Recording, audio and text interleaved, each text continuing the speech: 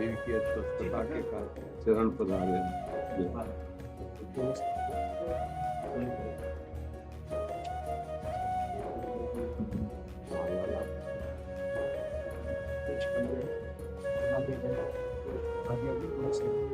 ये श्री जी की प्रसादी।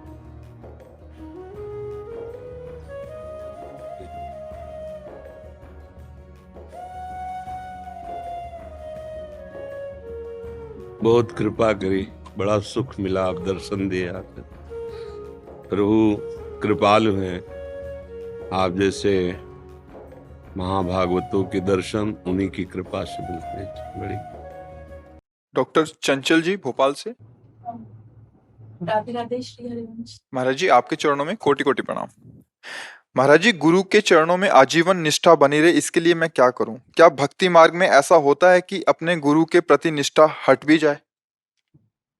कोई भी मार्ग हो बिना गुरु के तो मार्ग ही नहीं है। मनमानी आचरण करके कोई भी आज तक परम लाभ प्राप्त नहीं कर पाया है। चाहे ज्ञान मार्ग हो, चाहे भक्ति मार्ग हो, चाहे निराकार उपासना हो, चाहे साकार उपासना हो।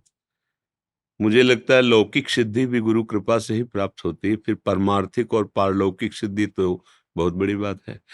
गुरु के चरणों में निष्ठा उसी की रह सकती है जो गुरु आज्ञा का पालन करेगा।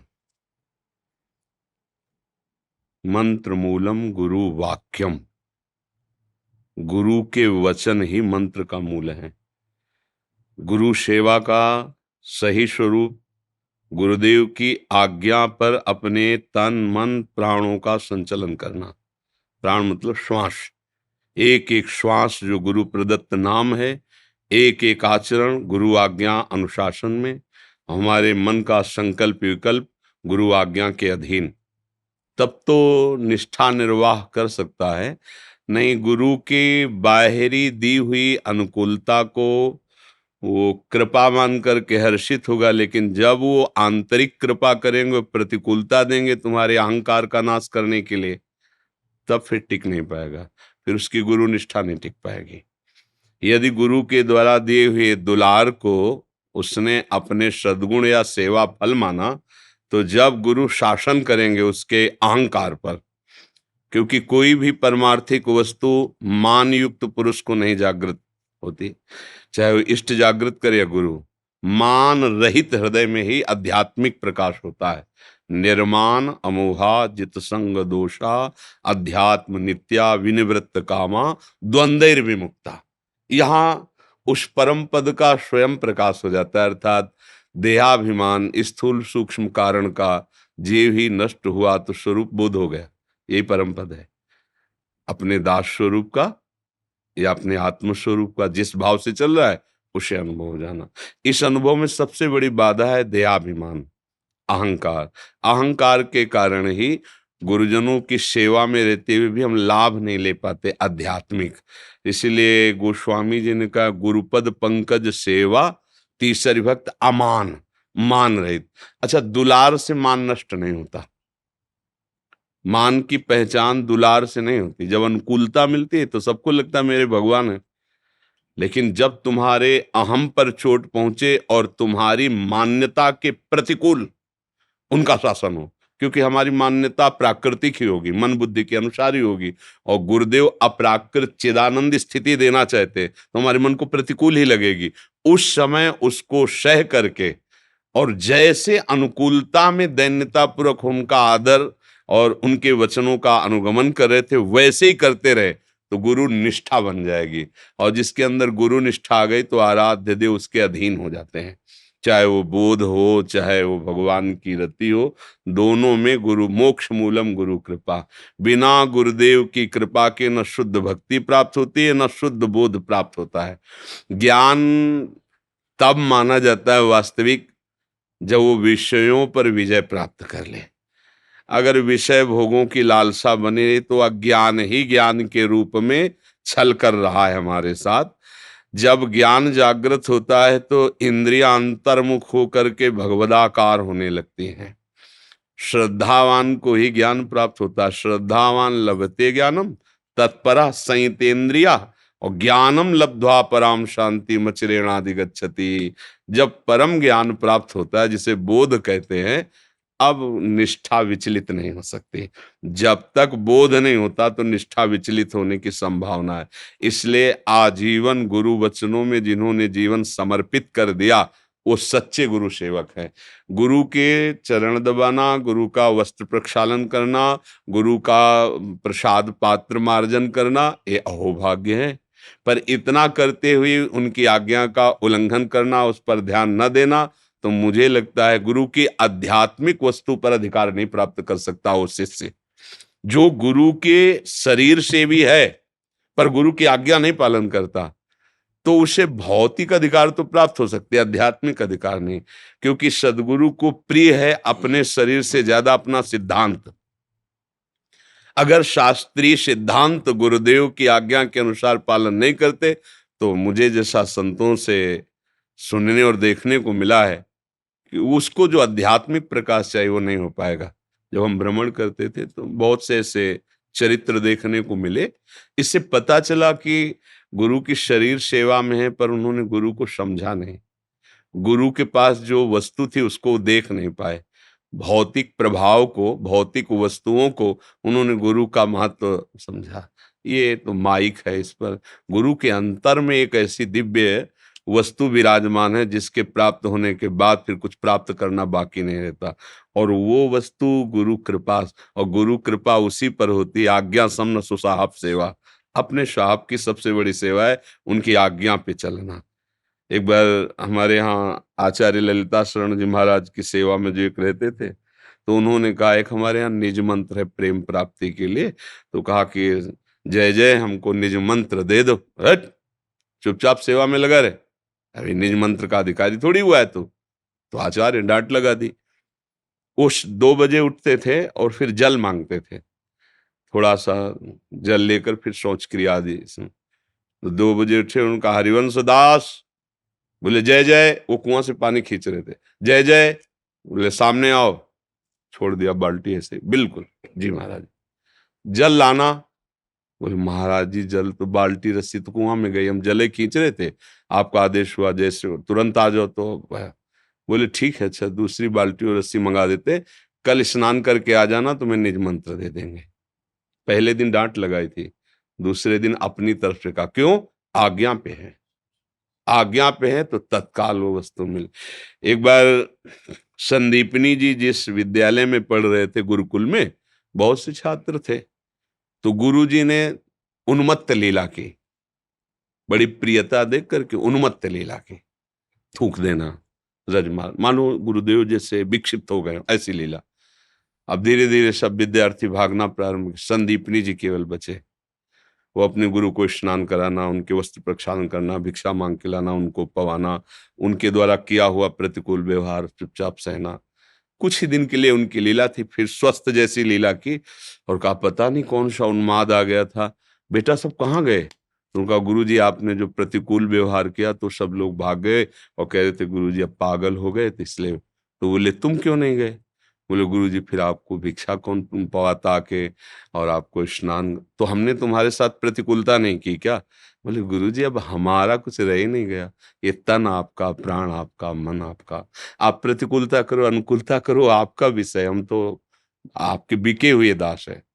तो गुरुजी की आंखों में आंसू आ गए और कहा बेटा मैं अपनी साधना और आराधना के बल से परम पद प्राप्त करूंगा, लेकिन वो परम पद स्वयं तुम्हारा शिष्य बनेगा आके।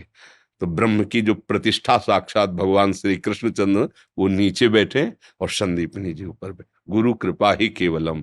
गुरु का आराधन अनुकूलता नहीं होता, गुरु के अनुकूल चलना, अपने मन की अनुकूलता गुरु से मांगना। एक बार समर्थ गुरु स्वामी श्री रामदास जी के पास बहुत से शिष्य थे, तो जो 2-3 ऐसे होते प्राण समर्पित करने वाले, पूरी भीड़ में शिष्य 2-3 ऐसे, वो तो इन्हें गिने होते हैं कि आप कहो अभी प्राण दे दें, मतलब पूरे समर्पित होते हैं ऐसे। वो मतलब दिखावा नहीं होता, उनका जीवन ही होता है हुक्म पे प्राण त्याग देना, तो वो ज्यादा प्यारे अपने आप हो जाते हैं। तो और शिष्यों को ईर्ष्या हुई और उन्होंने कहा कि गुरुदेव हम भी तो आपके शिष्य हैं, पूरा जीवन आपको समर्पित किए हैं, अब यही लोग जो है आपका उच्छिष्ट पाते हैं, यही लोग आपके समीप रहते हैं, आप इन्हीं को आज्ञा करते हैं, क्या हम आपको प्यार नहीं करते? तो उनका आप लोग प्यार करते हैं? बोले जी। कल से हमारी गलती हुई है, हम सुधार करेंगे कल से। गुरु जी ने कहा हमारी गलती, हम कल से सुधार करेंगे। दूसरे दिन चीख आने लगी कुटिया से, तब भाग गया, क्या हुआ? बोले मैदान में ले चलो। मैं बोले बहुत रातों रात इतना बड़ा फोड़ा हो गया यहाँ कि अब असहनीय है, और ये विषैला फोड़ा है। गुरुजी कौन सी दवा लाएं, कहाँ से? बोले हम लोग जानते हैं दवा, बाहर से नहीं लानी है, इसमें प्रारब्ध भोग मेरा आया है, मेरा प्राण ले जाएगा, पर अगर कोई शिष्य अगर इसके मवाद को पी ले तो वो मर जाएगा और मैं जीवित हो जाऊंगा। बढ़ो आगे, ये पीते ही मर जाएगा और मैं स्वस्थ और जीवित। पीछे खसकने लगे। मरना कौन चाहता है? अच्छा भला गुरु आज्ञा में आज तक कोई मरा है? अमरत्व को प्राप्त हो गया है, परम पद को प्राप्त हो गया। वो जो सेवा में लगे थे, तो गुरु जी ने से कहा कि एक प्राण क्या गुरु जी, अगर लाखों बार मरना होता ना तो लाखों बार मरते, आप आज्ञा कीजिए। बिल्कुल दौड़ पड़े। उनमें से एक तो बोले देखो ये मुंह है फोड़ा का, ऐसे थोड़ी पट्टी हटाए, का यहाँ मुंह लगा के तुम पियो। पिया, बहुत आनंदित हुए। बोले गुरुजी अगर रोज ऐसा पी लोगे मिले तो मस्त हो जाए, और मरे नहीं। आज गुरुजी ने पट्टी हटाई, कलमी आम बांधे हुए थे आम बंधा हुआ था, और बोले देखा तुम सब, कह रहे थे गुरु के प्राण प्यारे, हम भी तो प्यार, क्या प्यार करते हैं? अपने शरीरों को, अपने मन को प्यार करते हो, गुरु के लिए प्राण समर्पित। तब निष्ठा आती है जो आज्ञा पर। महापुरुषों के पावन चरित्रों से हम लोग शिक्षा लेते हैं। एक बार स्वामी श्री रामानंदाचार्य जी अपनी मंडली के साथ विचरण कर रहे थे, तो एक जंगल में बहुत सुंदर वृक्षावली देकर ठाकुर जी विराजमान किए, और आचार्य चरण ने कहा जल लाओ, ठाकुर जी को पिलाओ, फिर सब प्रसादी पिए। तो जल में गंध आ रही थी पत्तों की, क्योंकि एक डाल जा रही थी ऐसे। तो उनका जंगल है, कोई काटेगा नहीं, पत्ते गिरते रहेंगे, पानी में सड़न होगी, प्रयोग में नहीं आएगा, कोई भी पथिक आएगा तो प्यास नहीं होगी। ऐसा करो, इस डाल को उतना ही केवल काटो जो कुएं के ऊपर है। लंबी डाल जड़ से ऐसे आई थी। तो उनका गुरुदेव वहां से काटने में तो सुविधा है, अगर उतनी काटी जाएगी तो आदमी कुआं में चला जाएगा जो काटेगा। उनका इससे हमें मतलब नहीं, हमें सिर्फ उतनी डाल कटवानी है।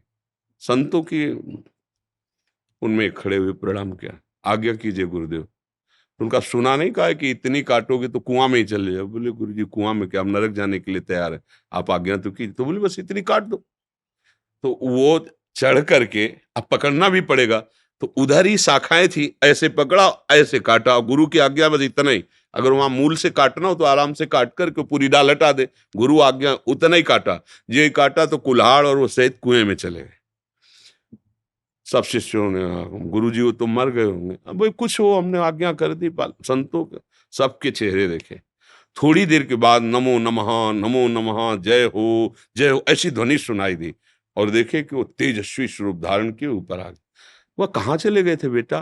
बोले प्रभु जीवी कुआं में गए तो भगवान श्री राम के पार्षद आए और मुझे साकेतपुरी ले गए, और वहां सियाराम जी का जूठन प्रसाद दिया, और आपके लिए माला प्रसादी दी है गुरुदेव। आपने अब सब परेशान की, जिनके लिए हमने जीवन अर्पित किया था, उनका साक्षात्कार ये गुरु आज्ञा। प्राणों का मोह त्याग करके यदि गुरु आज्ञा पर चले तो भगवत साक्षात्कार, गुरु ही भगवान है, भगवान ही गुरु है, ऐसा अनुभव हो जाएगा। वही अपने इष्ट स्वरूप का दर्शन करा देंगे। जब तक हम गुरुजनों की आज्ञा पे नहीं चलते तो हमारी बुद्धि त्रिगुणात्मिका माया के सलिल में बहती रहती है वो, और जब गुरु कृपा हो जाती तो बुद्धि त्रिगुणातीत हो जाती है। और भगवान का महामहिम लीला चरित ये त्रिगुणातीत है। हमारा जो स्वरूप है वो त्रिगुणातीत है। तो बड़ी आनंद देने तो आप महाराज जी, हमें बड़ा सुख। हम जीव कहीं जा नहीं पाते संत रोग के कारण, तो हमारे जैसे माता अपना दुलार करके बच्चे के पास आती है, से आप संत जब कृपा वहाँ भी गए थे राजेंद्र सिंह महाराज जी जी, उनकी भी थोड़ी तबीयत बड़ी खराब जी। दर्शन वहाँ हमारे करीब रोजाना महाराज जी के पास बहुत कृपा की, कृपा करके दर्शन देते रहिएगा। जब कभी आपको समय मिले कृपा करके दर्शन देते रहिएगा। भजन हो आप तो भजन स्वरूप ही है महाराज। लगता है सिर्फ मूल भजन ही है भगवान। हाँ सबका सार है। एक दिन सत्संग में कहा था, अगर हमसे कोई पूछे कि तुम्हारे जीवन की साधना का फल क्या है, तो नाम में रुचि आ गई, यही हम फल समझा है कि निरंतर नाम जपने में रुचि हो, यही जीवन का धन्यवाद।